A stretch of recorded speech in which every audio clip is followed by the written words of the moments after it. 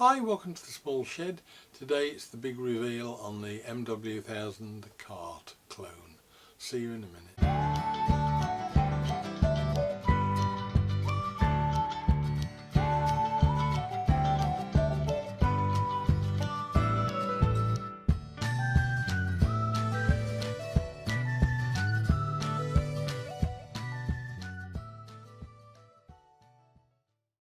Now, at the moment that's not quite true. What's actually happening is that I'm actually taking the thing into pieces as we speak. We are 3 or 4 weeks into the build and I'm now in the process of stripping it down. Why, you may ask? Well, I've got one minor niggle that I wasn't really too happy with, and that was weight. I was trying to keep it within the Festool weight of 20 kilograms. It looked like it was creeping up slightly onto the chubby side of that. So I wanted to try the rear uprights being made out of 40/40 instead of 80/40. So I'm just at the moment getting it to the point where I've got a measurement gauge on it which will measure thousandths of an inch of deflection in the top tray when I load it. I'm just going to load it with an amount. I mean, it should take 100 kilograms. I'm not probably going to get to that because I know from when I climbed on it last time it's quite difficult to get up to that sort of weight. But I want to weigh it as it, want to measure it as it is, with a weight on it, considerable weight, I don't know, 70 or 80 kilograms. Measure the deflection, and then I'm just going to strip it back down again, put the new uprights in, remeasure it and see whether it's significantly different. So at the moment that's just touching the underneath of the deck. You can just see it move even with the finger pressure on it. All I need to do is slacken off a little knob on the side, set it to 0. Right, let's see how it behaves with 60 kilograms of sustainers on top. Right, 60 kilograms. That's showing a deflection of 65 thou. Right, now after a hugely frustrating afternoon of basically taking the whole thing apart, reassembling it with the single 40/40 rear. That's it. Right. And with that one we have 120 thou, so nearly twice the deflection. So here we are, 24 hours on. I've slept on this. There's a compromise here to be made between weight and the deflection I was getting in the top rail. That in itself is pretty marginal, in that the deflection we were talking about was probably between 2 millimeters and 2.5, or 1 and 1 1/4. I don't think that's the main reason. I think the reason I've come up with the route of going back to my original design is in the mass of the thing. I know it's going to be heavier, but this, even without the fittings on it, you could feel that this was lighter with this 40/40 back section and less stable, much more easy to move around. And I think that's the reason I've gone down the route of putting up with the extra weight. So going back to square one, original design, what I'm doing now is stripping it back down to its components for the second or third time this last couple of days. And what I shall do then is just refine everything I've got before I finally reassemble it. So let's cut to the chase and have a look at the finished thing. The table is now finished, the holes are cut. That now clips onto the MFT3 table. Not something I'll be using it for a lot, but it's useful to have. It's the same level as. It's quite easy to get the dogs to line through with the main MFT. If you're cutting anything long, and I'm quite happy with it. It's equally as strong and stable as the MFT table, which isn't saying a lot, but if the MFT table's going to wobble, it doesn't really matter whether this is solid as a rock or not, because it's attached to it and it really doesn't move. I can't move that away, I can't slide it along without it being lifted, so that dog hole alignment stays there. So as far as that's concerned, the table itself, I'm happy that I've got something equally as good as the original Festool product in most areas. Where I think it scores is when you're cutting long timber on it using the rails and the actual track saw, because you can get a right angle cut on a piece of timber by just lining it up there, clip the rail on. I've got the little clips that Axminster do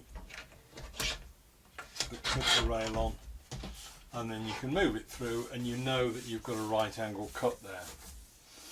Now the Festool product has 4 dog holes on the top, spaced further in from either side, so that there's a bigger gap either side.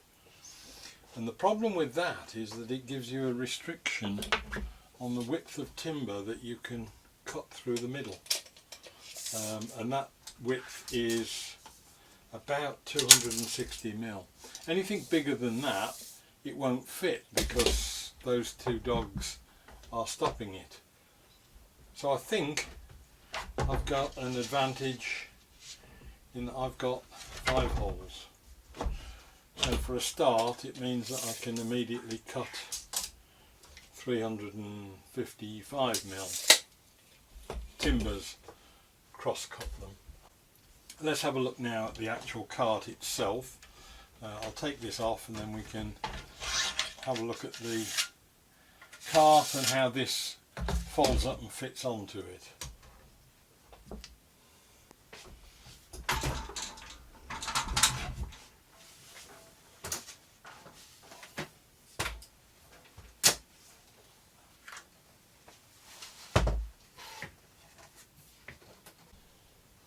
Now, there's a couple of things on the cart that you haven't really seen yet. The handles are now finished. They're probably slightly too long from there to there. Time alone will tell, but the beauty of this stuff is that I can just cut it with the chop saw with the right blade in it and shorten it. I ordered them, I took a guess at 300mm, ordered it at that. They fold out of the way anyway, so it's not really a big problem, but I did wonder whether or not that's too much. There are supports for the table which are there, but they also provide a means of wheeling it around, you know, if you're in a confined space. Top's now fitted and drilled. The back is not chamfered the same as the other sides, and I'll come on to that in a minute as well. I think we've probably done the work on it before, but it now means that I can store the blade, the track saw tracks inside that. It'll take an 800 all the way up to a 1400. I would have thought was probably practicable, but certainly 800s and 1080s are probably fine. I've got some little latches on the handles that are just a spring pull, one on either side. They just lock it so that you can move it around. The holes for the position are at the moment arbitrary. So I've done the top, kept with the 80/40 uprights, and I think that's probably about all that's changed. The screw adjustment on the foot, I'll just show you that. The feet now come right through the bottom rail, and I've cut a slot in the top so that you can now adjust the feet height from on top, save grovelling around on the floor, to level the cart up. and there is a later retrofit to be done to help with the levelling, and that is these. I bought some little bubbles that you can get, and they will just drop into the aluminium section. I'll probably glue or glue gun those in, and once they're in place they give you a level. I'll put one on the side and one on the front. I've also fitted a bracket underneath there now that carries the Festool stop for the drawers, so that now they click shut, won't move, and will come out when you do that. And I've changed the brackets, the back of these arms, to a different design, which again is slightly more substantial than the ones I'd got, and it stopped the sideways play that I had in those rails, so that the carriers for the drawers are now much more easily sorted. So let's talk about cost, weight, and all the other advantages and disadvantages I've found so far. Probably not going to be an exhaustive list, but it gives a pretty good start, and as I say, I'll come back in 6 months or so when I've played with it a bit and find out whether there's anything else that's good or bad about it. I did say earlier that no one will admit to having an ugly child, so I'm probably slightly biased in anything I say, so you've got to judge it in that context as well. But disadvantages, let's start with those. First and foremost, you've got to make it, and that in itself is something that takes time. If you haven't got the time, it's worth letting somebody else do the job for you. The cart itself, it has to be said, it is the elephant in the room literally, is heavier than I would want it to be, and it's heavier than the Festool one. I didn't want it to be heavier. There are ways to mitigate that weight loss, or to lose some of that weight. I could use the 40/40 uprights, that would save 2 kilograms. At the moment the cart is 21.19 kilograms, and the Festool product is 19. So the cart is 2 kilograms overweight, if you like. You can get 40/40 sectional aluminium that is lighter as well. That would have saved 1.75 kilograms, I think. So without too much effort, if you started again, by choosing the right materials, you can get to within the Festool weight, or in fact far less than if you went for a 40/40 upright. I suspect there is far less deflection in mine, even with 40/40 as an upright, than there is in the Festool product, which is a piece of aluminium tucked into a plastic base that's got to have some give in it somewhere. The upside of the weight issue is that the table is less. The Festool product is 12.2, mine is 10.3 or thereabouts. So I'm a couple of kilograms under on the weight. So if you're looking at the overall weight to load into the back of a van, it really is not a lot different now. So that's something that, as I say, is a disadvantage. It is heavier, and originally I wanted it to be lighter. It's not as elegant as the Festool. It's not had the money spent on design that Festool have had, and it's not a Festool. So therefore it's like making something that's a bit like a Bentley or a bit like a Rolls-Royce. It's never going to be the same as, it's never going to be as good as. So on to the advantages. It's flexible, it can be any size you want it to.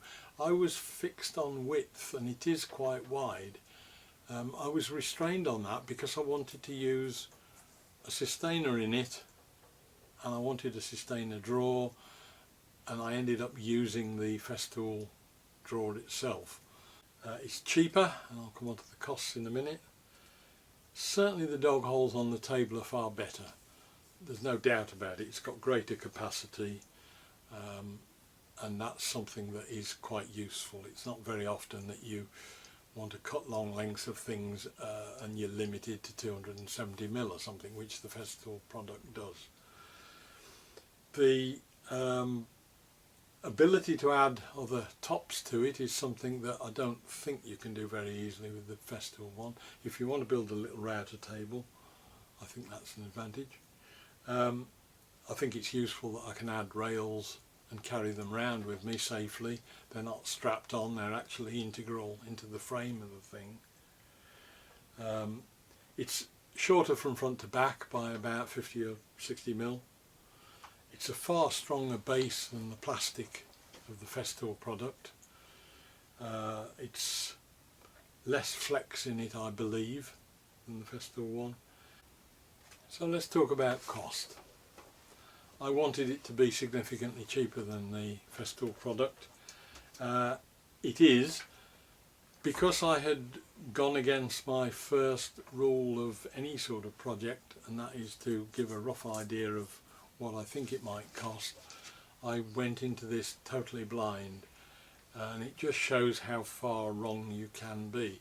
I was hoping that the thing would come out. I thought, oh yeah, you can build something like that, 250 quid, and you're comparing it to something that costs 600 and something as a setup. It's well worth doing. I was a little bit taken aback when I actually sat back at the end of the project and added up what it had actually cost. I'll put the spreadsheet up just so that you can have a look at it.